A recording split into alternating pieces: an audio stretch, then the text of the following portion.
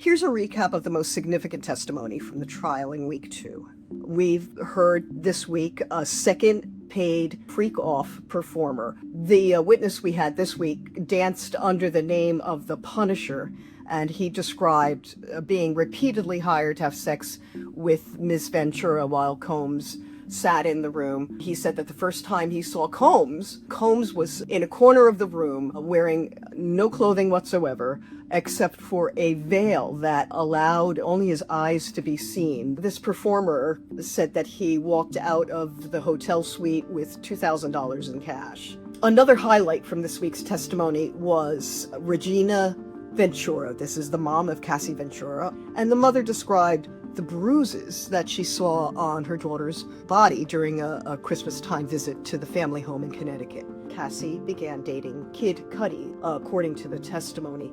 Combs was so violently angry about this relationship that he kicked Cassie Ventura to the floor, kicked her in the back so hard that she fell to the ground. The jury also heard testimony from former Danity Kane singer Dawn Richard, who described an incident from 2009. This happened she saw Combs attack Cassie Ventura with a frying pan because she'd taken too long to cook him eggs.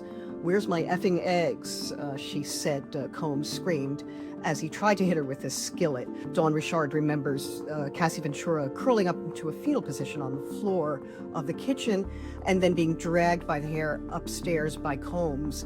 So as if that wasn't awful enough, Dawn Richard said that the very next day, Combs summoned her and Cassie into a darkened studio and locked the door and tried to spin the previous day's occurrence in a positive way. He told the women that this is what passion looks like. He said that the beating was really nothing much and that Cassie was fine. He said that they should, keep quiet about things because, sometimes people go missing, which both testified they took as a death threat.